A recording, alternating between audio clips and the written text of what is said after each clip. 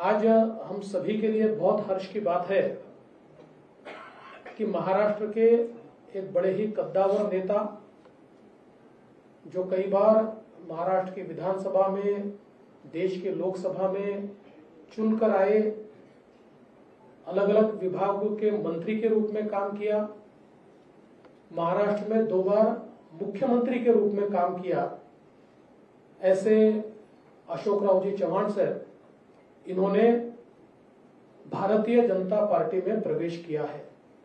और अभी अभी हमारे प्रदेश अध्यक्ष बावनकुळे जी ने उनको पार्टी का प्राइमरी मेंबर, उनको पार्टी की प्राइमरी मेंबरशिप देकर और उनका ससम्मान भारतीय जनता पार्टी में प्रवेश लिया है।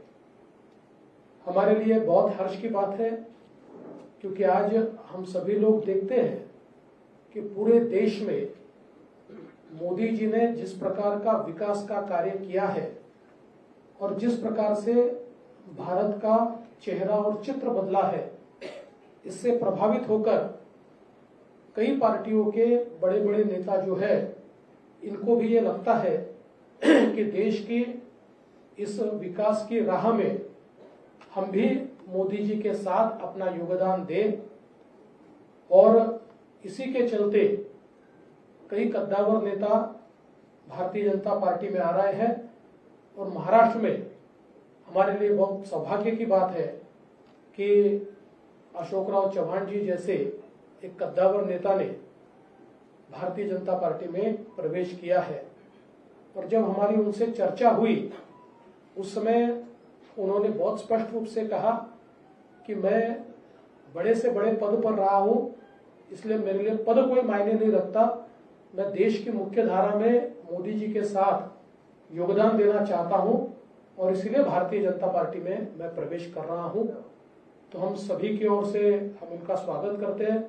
उन्होंने कांग्रेस पार्टी का भी इस्तीफा दिया है और वे विधायक पद पर चुनकर आए थे, उस पद का भी उन्होंने इस्तीफा दिया है और उसके बाद फॉर्मली भारतीय जनता पार्टी को उन्होंने ज्वाइन किया है।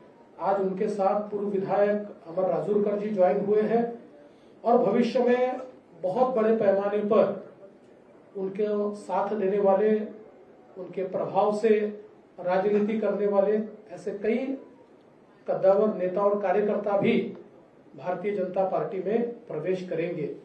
मैं ऐसा मानता हूं कि उनके प्रवेश के कारण महाराष्ट्र में और विशेष रूप से मराठवाड़ा में भारतीय जनता पार्टी और हमारी जो महायुति है, इसको निश्चित रूप से फायदा होगा। मैं उनका फिर एक बार बहुत बहुत स्वागत करता हूं, अभिनंदन करता हूं और उनसे निवेदन करता हूं कि वे आप सभी को संबोधित करें। राज्य के उप मुख्यमंत्री सन्माननीय देवेंद्र फडणवीस जी,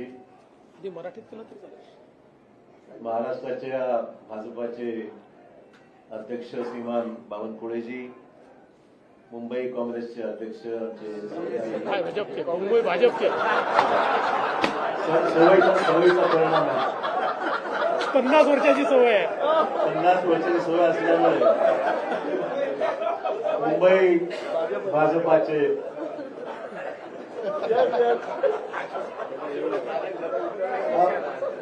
पहिली प्रेस कॉन्फरन्स भाजपाच्या कार्यालयामध्ये होत आहे, तेवढं थोडंसं मला एक्सक्यूज करा, आज पहिलाच दिवस आहे, कालच राजीनामा दिल्यामुळे एकदम स्विच ओव्हर थोडासा, परंतु आमचे मित्र भाजपाचे मुंबईचे अध्यक्ष आशिष शेलारजी, खासदार प्रताप पाटील, आमचे पालकमंत्री गिरीश महाजन, लातूरचे आमचे खासदारजी, ज्यांनी आमचे या ठिकाणी उपस्थित असलेले अमर राजूरकरजी आणि सर्व विधान परिषदेतील आमचे नेते आणि सर्व आमचे सहकारी उपस्थित पत्रकार बंधू भगिनी आणि सहकारी मित्रांनो, सर्वप्रथम मी देशाचे प्रधानमंत्री श्री नरेंद्र मोदीजी, देशाचे गृहमंत्री अमित शाह साहेब, भाजपाचे राष्ट्रीय अध्यक्ष जे पी नड्डाजी, त्याचबरोबर उपमुख्यमंत्री देवेंद्र फडणवीसजी, बावनकुळेजी, आशिष शेलारजी आणि भाजपाचे असंख्य इथे चाहते, ज्यांनी मनापासून मला माझ्यावर प्रेम केलं. म्हणजे आम्ही विरोधी पक्षात असताना सुद्धा आणि सत्तेमध्ये असताना सुद्धा महाराष्ट्राची एक वेगळी परंपरा राहिलेली आहे की एकमेकांविषयी असलेले आमचे संबंध राजकारणाच्या पलीकडे जाऊन सुद्धा आम्ही सर्वांनी एक दुसऱ्याला साथ दिलेली आहे. विकासात्मक कामासंदर्भामध्ये ही महाराष्ट्राची परंपरा राहिलेली आहे. आणि त्यामुळे मला आज माझ्या आयुष्याची एक नवीन सुरुवात मी करत आहे असं मी निश्चित म्हणेन. इतके वर्ष मी गेल्या 38 वर्षाचा माझा हा राजकीय प्रवास हा मी आज बदल करत आहे आणि त्यातून आज भारतीय जनता पक्षाच्या या पक्षामध्ये प्रवेश करत आहे. प्रधानमंत्री नरेंद्र मोदी यांच्या नेतृत्वाखाली त्यांची ती स्फूर्ती घेऊन, त्यांची प्रेरणा घेऊन या देशामध्ये राज्यामध्ये चांगलं काम करता आलं पाहिजे. सकारात्मक भूमिका घेऊन पुढील वाटचाल आपल्याला करता आली पाहिजे आणि राज्याच्या देशाच्या प्रगतीमध्ये आपला हात आपण निश्चित योगदान दिलं पाहिजे. या प्रामाणिक भूमिकेतून मी आज या ठिकाणी आज पक्षामध्ये प्रवेश करत आहे. मला निश्चित सांगितलं पाहिजे की आजवर मी राजकीय क्षेत्रामध्ये, सामाजिक क्षेत्रामध्ये काम करत असताना एक सकारात्मक दृष्टिकोन, डेव्हलपमेंटल ऍटिट्यूड घेऊनच मी नेहमी पुढे राहिलेलो आहे. देवेंद्रजी विरोधी पक्ष नेते होते, मी मुख्यमंत्री होतो, तोही कालावधी त्यांनी अनुभवलेला आहे, मी अनुभवलेला आहे. आणि डेव्हलपमेंटल कामामध्ये नेहमी पॉझिटिव्ह भूमिका घेऊन आम्ही दुसऱ्याला साथ मी दिलेली आहे.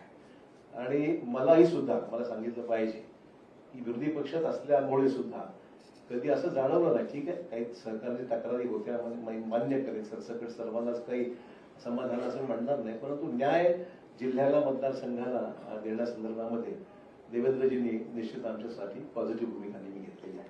असो, त्यामुळे जिथे मी राहिलेलो आहे त्या ठिकाणी मी भाजपवर प्रामाणिकपणे काम केलेलं आहे. आणि मी आपल्याला ग्वाही देऊ इच्छितो की भाजपामध्ये आज प्रवेश घेत असताना तीच भूमिका घेऊन प्रामाणिकपणे भाजपामध्ये काम करेन.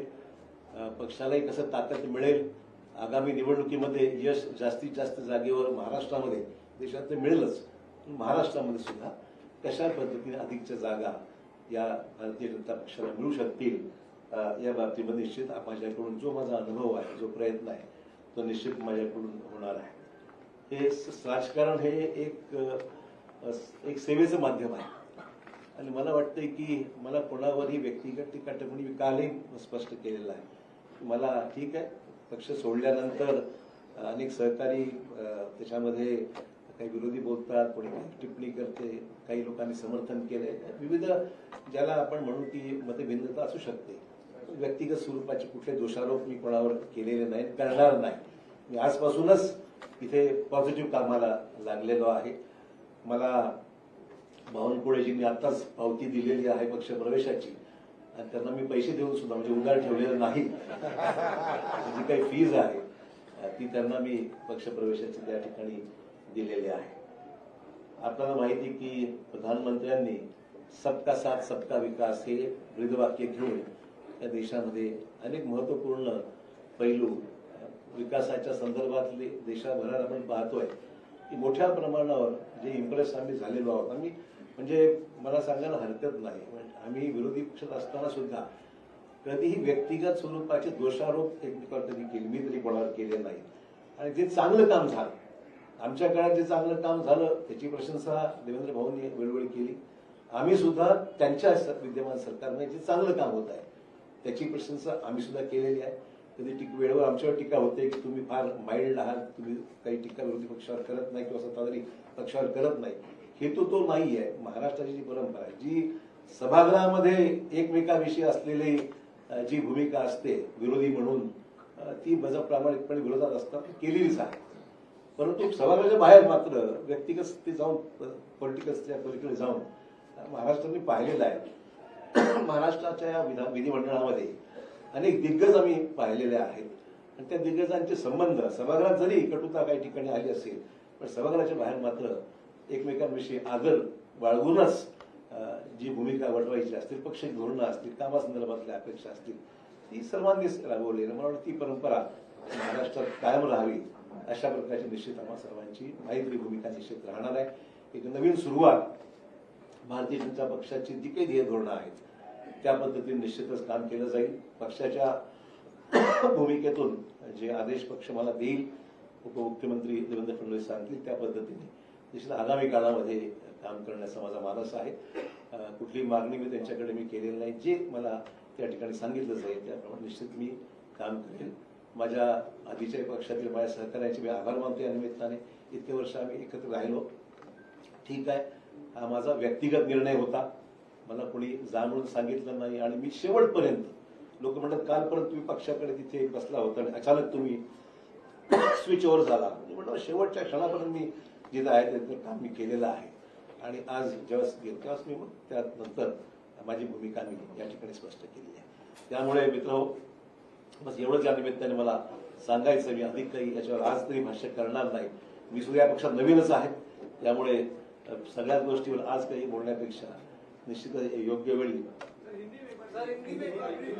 मैं आज भारतीय जनता पार्टी में यहाँ पर मैंने प्रवेश लिया है और मैं आभार मानना चाहूंगा देश के प्रधानमंत्री श्री नरेंद्र मोदी जी का, फिर देश के सम्माननीय गृह मंत्री अमित भाई शाह जी का, राष्ट्रीय अध्यक्ष JP नड्डा जी का, देवेंद्र फडणवीस जी का, बावनकुळे जी का, आशीष शेलार जी का, सभी नेता जो मेरे साथ में बैठे हुए, मेरे नांदेड़ से आए हुए हमारे सहयोगी अमर राजूरकर जो MLC रह चुके हैं वो भी आए हुए हैं, उनका भी प्रवेश आज हुआ है. मैं आभार मानूंगा भारतीय जनता पक्ष के नेतृत्व की. उन्होंने मुझे आज ये मौका भारतीय जनता पार्टी में आने न्योता दिया और काम करने की यहाँ पर मुझे यहाँ पर संधि दी है, एक मौका दिया है. उसलिए मैं उनका दिल से शुक्रिया अदा करता हूँ.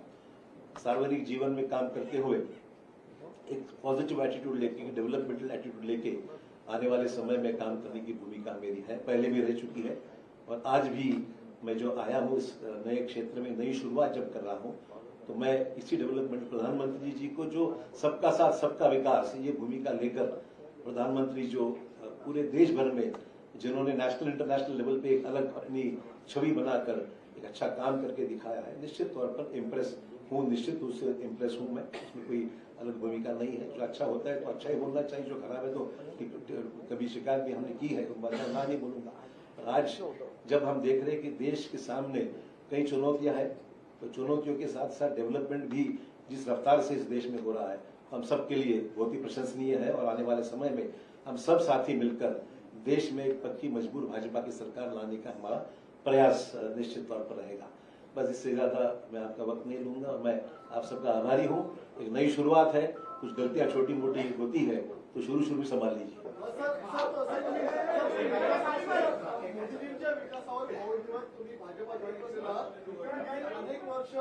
अनेक वर्ष काँग्रेसमध्ये काम केलेले आहेत. अनेक आमदार ते देखील मोदींच्या विकासावर या ठिकाणी इम्प्रेस झाले असतील, तुमचे सहकारी असतील, ते सुद्धा भाजपा जॉईन करणार आहेत का? मला मुद्दाम सांगितलं पाहिजे, मी कोणालाही, हा माझा व्यक्तिगत डिसिजन होता, मी कोणालाही आमंत्रित किंवा निमंत्रित केलं नाही. बाकीचा विषय देवेंद्रजी आणि ते पाहतील काय करायचं. मी काही त्याच्यामध्ये कर सांगतो.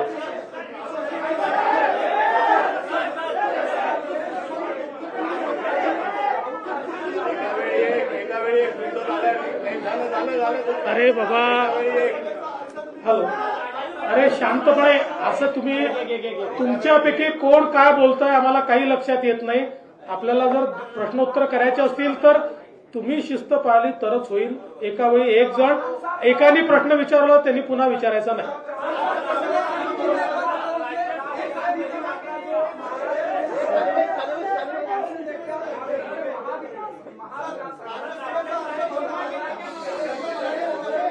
राज्यसभेचा अर्ज भरणार आहेत. असं आहे की राज्यसभेचे अर्ज कोण भरतील कोण भरणार नाही याचा निर्णय केंद्रीय भारतीय जनता पार्टी करते. केंद्रीय भारतीय जनता पार्टी राज्यसभेच्या आमच्या उमेदवारांची घोषणा करेल. ती केल्यावर तुम्हाला समजेल. आप उसको देखेंगे और खासकर महाविकास आघाड़ी लगातार कोशिश कर रही है बीजेपी को महाराष्ट्र के भीतर रोकने के लिए. जो मिशन 45 का बीजेपी ने टारगेट लिया उसको कैसे देखते हैं? देखिए, चुनाव जब करीब आता है तो स्वाभाविक है कि हम उनसे कोई कोऑपरेशन को भी तो नहीं कर सकते हैं. ये राजनीतिक जंग है, जंग में उतरने के बाद सब जायज है. वो कोशिश करेंगे, हम भी कोशिश करेंगे। तो मुझे लगता नहीं इसमें कोई नई बात है करके, जंग शुरू है, हम भी लड़ेंगे, वो भी लड़ेंगे।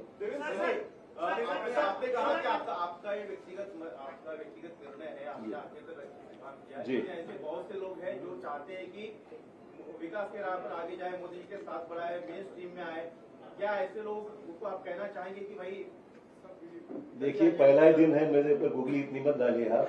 मैं इतना ही कहना चाहूंगा, ये काम जो है प्रदेश अध्यक्ष जी बावनकुळे जी बहुत जोरों से कर रहे हैं और देवेंद्र जी का भी उनको साथ है। उन्होंने कभी उनको जरूरत पड़ी तो मैं उनको कुछ गाइड कर सकता हूँ। मैं इसका जवाब इतना ही देता हूं कि अशोक राव की मदद कहाँ लेनी है हमको पक्का पता है। हम उचित जगह उनकी मदद लेंगे, आप चिंता मत करिए।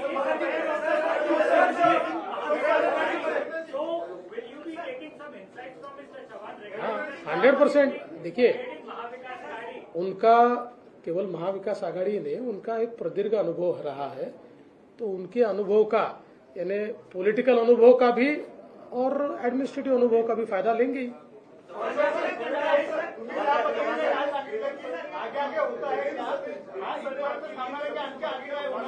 जी, राष्ट्रीय स्तर के नेता एक और राष्ट्रीय घटनाक्रम चल रहा है। दिल्ली के बॉर्डर पे इस वक्त रिपब्लिक किसान आंदोलन आया है, उसका आरोप ये लग रहा है कि किसानी का आरोप आपकी पूर्ववर्ती पार्टी कांग्रेस पर लग रहा है कि उन्होंने चाहा है एक बार फिर चुनाव को देखते हुए।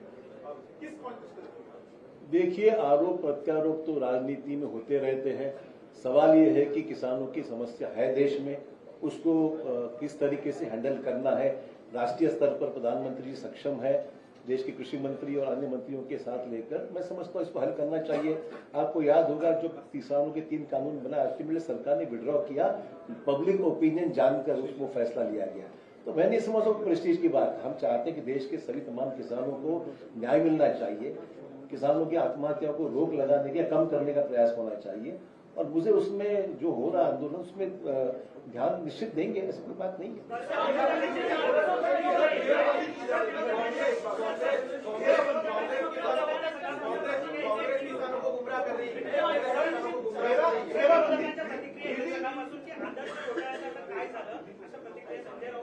हा उशीर आला प्रश्न, पहिलाच यायला पाहिजे।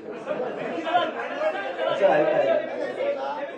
अरे भाई, जवाब तो सुनो यार। आप एक आदमी प्रश्न पूछते हो और जवाब भी सुनते नहीं हो। असं आहे, हा प्रश्न हायकोर्टामध्ये आमच्या बाजूने निकाल लागलेला आहे। अपीलमध्ये काही एजन्सीज गेलेल्या आहेत, ठीक आहे, लिगल प्रोसेस जी आहे ती फॉलो होईल। पण हा एक राजनीतिक ऍक्सिडेंट म्हणावा लागेल, मला एवढंच म्हणायचं आहे। आणि I face enough of that. मला वाटतं की फार काही चिंतेचा विषय वाटत नाही।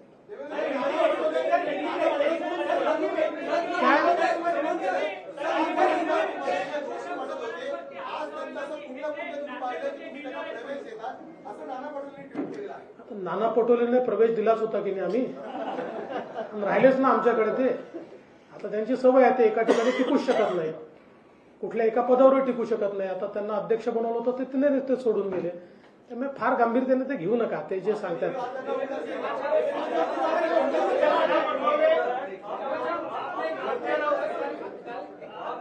पहले तक कांग्रेस में बैठक में हिस्सा लिया था, उसके बाद अगले दिन क्या ये रातों रात लिया गया फैसला? नहीं, जरूरी नहीं ऐसा है कि सोच विचार तो चल ही रहा था और मैं देख रहा था अच्छा मुहूर्त है आज का, तो निकल दिया उसने। ऐसा कोई जरूरी नहीं कि कोई चीज को कोई रिजल्ट देना चाहिए। जी, फिर आपने बीजेपी में प्रवेश करने का फैसला लिया जी, तो जो अचानक से इतना सब कर लेना जी, इतना कठिन है, आसान है। और दूसरा चीज, कांग्रेस वाले कह रहे हैं कि पार्टी ने इतना सब कुछ दिया, सब कुछ बनाया, उसके बावजूद आप पार्टी को जा रहे हैं, तो ये विश्वास भाजपा। देखिए, मैं ये 2 चीजों के लिए अलग जवाब देना चाहूंगा। सबसे पहले तो ये फैसला आसान नहीं था, बिल्कुल कहूंगा। It was a total switch over, change over, और ये करने के लिए काफी विचार विमर्श करना पड़ा। ये मैं जरूर कहूंगा कि it was not easy decision for me. I took it in the interest of the state of Maharashtra, in the interest of my own district, in the interest of the nation। मैं बोला कि कुछ चीजें अच्छी हो रही तो उसमें अपना योगदान होना चाहिए, पॉलिटिकल भले जो भी चीजें हैं, but let us get involved into the nation building process। इसमें समय लगा है, it was not a one day snap decision, ये मैं कहना चाहूँगा। जहाँ तक let me complete।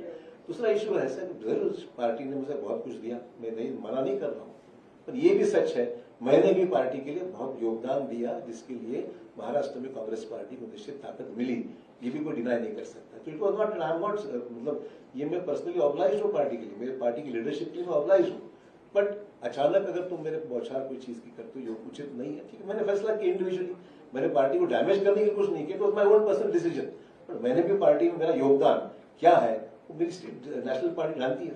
You were not listened by your center leadership. That is what being said, and the state leadership. You were also unhappy with the state leadership. Let's not talk about what has happened. We are switching on to a new system now, so I think it's better we discuss the present system.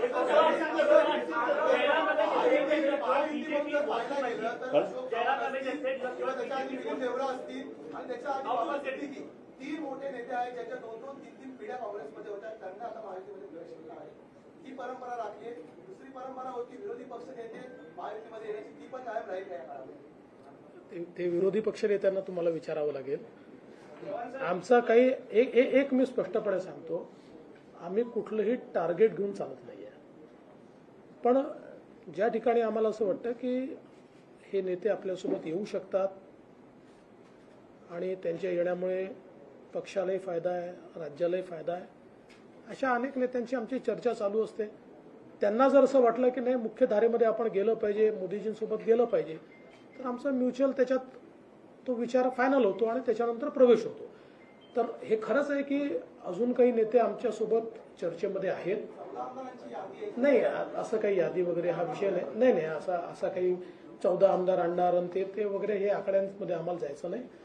मी एवढंच सांगतो की जमिनीशी जुडलेले जे नेते आमच्यासोबत येतील त्यांचं आम्ही स्वागत करू.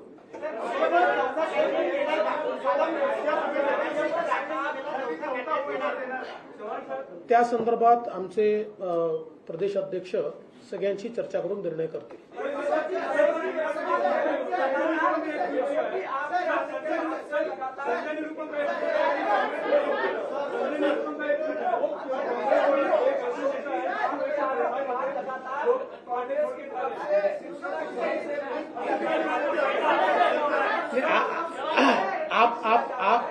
आपने जिनकी बात की मैं उनको अड़चन में नहीं लाना चाहता, पर उनका भी इंतजार है, उनसे हमारी कोई बातचीत नहीं है. पर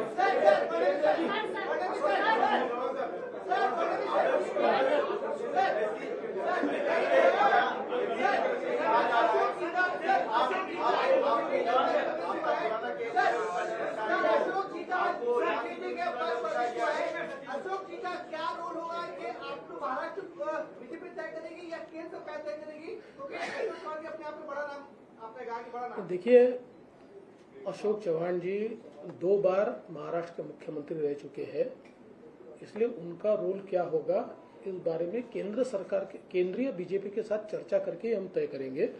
क्योंकि अशोक जी का भारतीय जनता पार्टी में आना ये राज्य के लिए तो एक बहुत मजबूती की बात है ही, पर उनका जो कद है वो एक नेशनल स्टेचर का कद है, इसलिए केंद्रीय बीजेपी से बात होकर ही इसका फैसला किया जाएगा.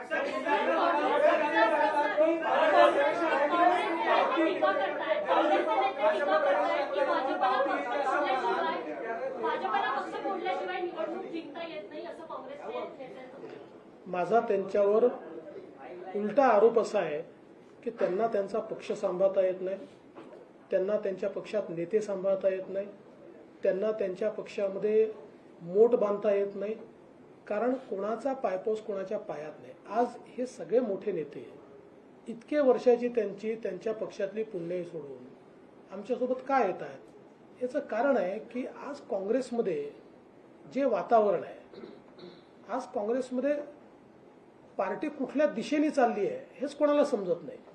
आणि भारतीय जनता पार्टीला विरोध करता करता देशाच्या विकासाला आपण कधी विरोध करायला लागलो हे त्यांना समजत नाहीये. आणि मग जे नेते आहेत, सीझन नेते आहेत, ते ज्यावेळेस दृष्टिक्षेप टाकतात त्यावेळेस त्यांच्या लक्षात येतं की बाबा आपण काय करतोय, आपलं नेतृत्व काय करतंय. तर त्यापेक्षा देशाच्या मुख्य धारेमध्ये आपण गेलं पाहिजे, म्हणून लोक आमच्यासोबत येतात. त्यामुळे त्यांनी पहिले आत्मचिंतन केलं पाहिजे की त्यांना घर का सांभाळता येत नाही. ज्यांनी काँग्रेस मोठी केली, ज्यांनी आपलं सर्वस्व काँग्रेसला दिलं, असे नेते का आपल्याला सांभाळता येत नाही, असं आत्मचिंतन त्यांनी केलं पाहिजे.